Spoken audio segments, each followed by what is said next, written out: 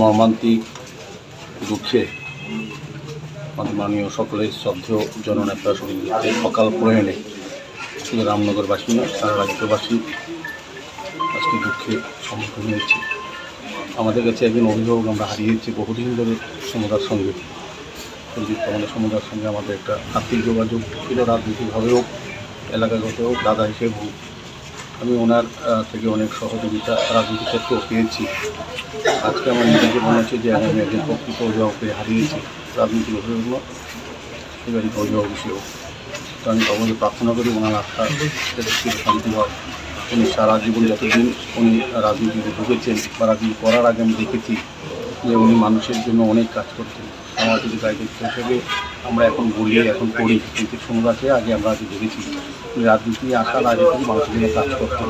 কারো রক্তের প্রয়োজন হলে আজকে আমরা পার্সেন্টের মাধ্যমে রক্তদান শিবির করি, কিন্তু সমুদায় কিন্তু ব্যক্তিগত পর্যায়ে যখন শ্রাবণ ধর্ম কেউ জিবি হসপিটালে বা আইজিএমে যখন যারা বিপদে পড়তে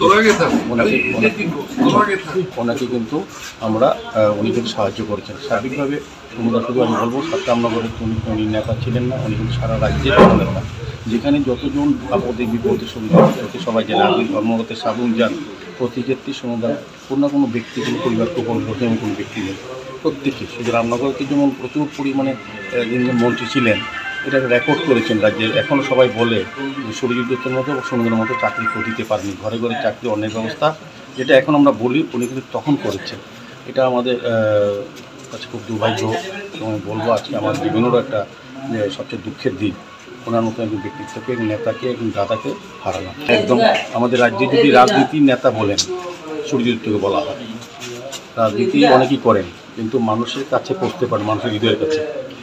সুরজিৎ দত্ত এমন একটি ব্যক্তি, উনি সবার কাছে কার কাছে শুনুগা, কার কাছে শুনুক হোক, শুনু জেঠু, আবার কার কাছে শুনুক। প্রত্যেকটি স্তরে, প্রত্যেকটি পর্যায়ে যখনই কেউ বিপদে পড়েছেন বা তার প্রয়োজনে সুরজিৎ তার বাড়িতে গেছেন, তাকে সহযোগিতা করেছেন।